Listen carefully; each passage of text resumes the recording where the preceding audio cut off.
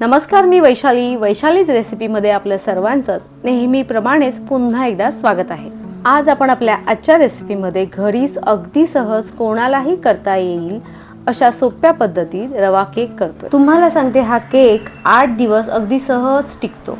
असा रवा केक करून तुम्ही मधल्या वेळेत मुलांना खायला देऊ शकता। बरं, आता शाळेच्याही सुट्ट्या संपत आलेल्या आहेत, त्यामुळे असा रवा केक करून तुम्ही मुलांना डब्यातही देऊ शकता। रवा केकचं मिश्रण तयार करण्यासाठी असं एक मोठं भांडं घ्यायचं। या भांड्यात आपण अर्धी वाटीपेक्षा थोडंसं कमी तेल घेतलं आहे। तेलाबरोबरच अर्धी वाटी आपण दूध घ्यायचं, त्याचबरोबर अर्धी वाटी दही। दही शक्यतो घरीच केलेलं असावं, घट्टसर असावं आणि त्याचबरोबर थोडंसं आंबट असावं, त्यामुळे केक छान फुलतो। आपण 1 वाटी रव्यासाठी 1 वाटी साखर घेत आहोत। तुम्ही साखरेचं प्रमाण तुमच्या आवडीनुसार कमी जास्त करू शकता। चवीपुरतं अगदी थोडंसं मीठ घालायचं। आता आपण घेतलेलं हे सर्व साहित्य अगदी व्यवस्थित एकजीव करून घ्यायचं, म्हणजे घातलेलं तेल देखील छान यामध्ये मिक्स झालं पाहिजे। आपण या सर्व साहित्यामध्ये तेलाचा वापर केला आहे। तुम्हाला जर तुपाचा वापर करायचा असेल तर तुम्ही तुपाचाही वापर करू शकता। तुपामुळे या केकला अगदी छान सुगंध आणि रिचनेस येतो। पाहू शकता, आपण घेतलेलं सर्व साहित्य अगदी व्यवस्थित मिक्स करून झालेलं आहे।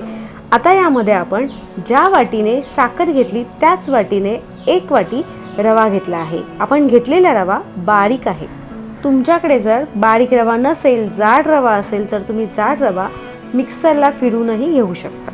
बरं, बोलता बोलता आपण घेतलेला सर्व रवा या सर्व साहित्यामध्ये अगदी व्यवस्थित मिक्स करून झालेला आहे।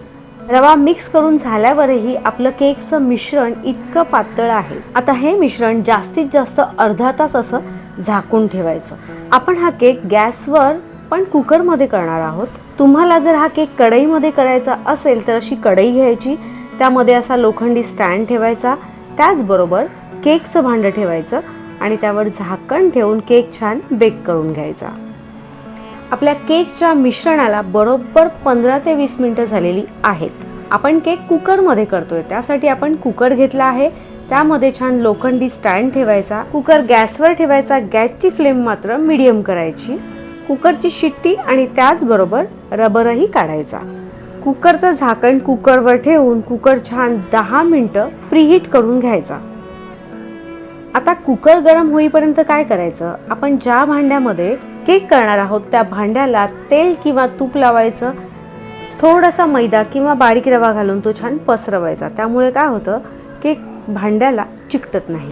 आपलं केकचं मिश्रण जास्त झालं आहे, त्यामुळे आपण कुकरच्या डब्याचाच वापर करत आहोत। तुमच्याकडे जर बटर पेपर असेल तर तुम्ही बटर पेपरचा देखील वापर करू शकता।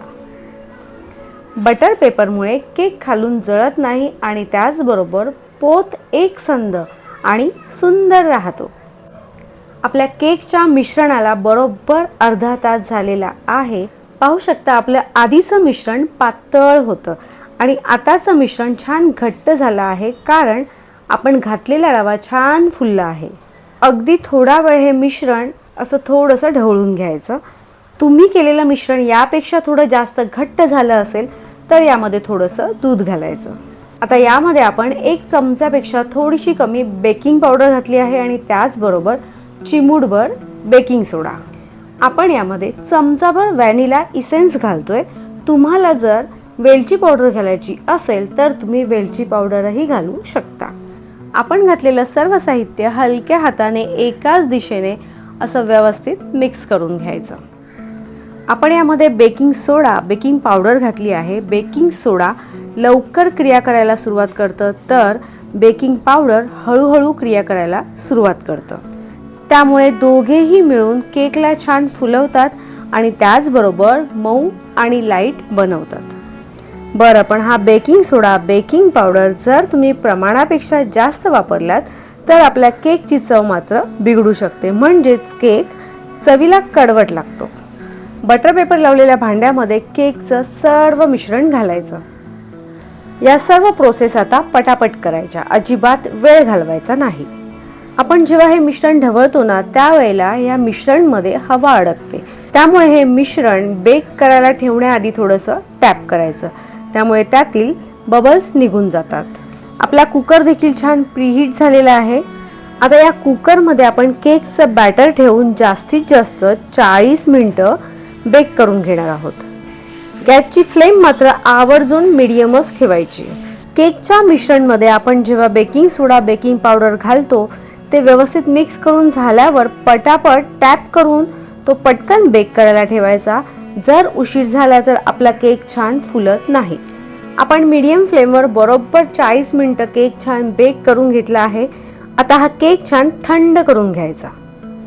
केक बेक होत असतानाच बरोबर 35 मिनिटाने या केकमध्ये सुरी किंवा टूथपिक घालायची. आपण घातलेली सुरी किंवा टूथपिक अशी क्लीन होऊनच बाहेर आली की समजून जायचं आपला केक छान बेक झालेला आहे. जर असं नाही झालं तर केक थोडा जास्त वेळ बेक करायचा. आता केकच्या सर्व बाजूनी सुरी अशी फिरून घ्यायची. केक भांड्यापासून थोडासा मोकळा करायचा. केकचं बेक होणं हे आपण भांड्यामध्ये घेतलेल्या केकच्या मिश्रणावर देखील डिपेंड असतं. जर आपण केकचं मिश्रण जास्त घेतलं असेल तर केकला बेक व्हायला जास्त वेळ लागतो.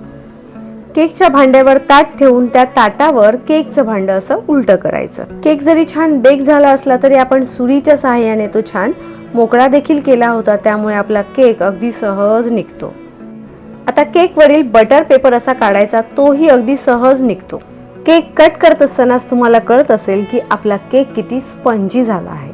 केक थंड झाल्यावरच त्याचा आकार पूर्ण छान स्थिर होतो.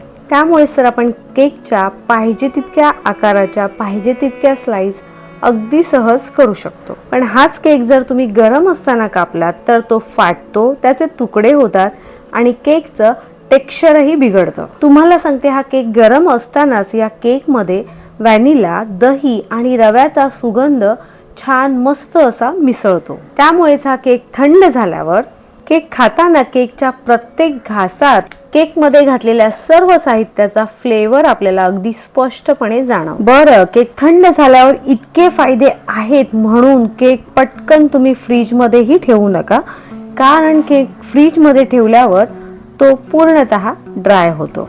मैदा नाही, अंडही नाही, बरं ओव्हनचाही वापर न करता घरीच गॅसवर आपला सहजरित्या घरच्या घरी करून रवा केक खाण्यासाठी तयार आहे.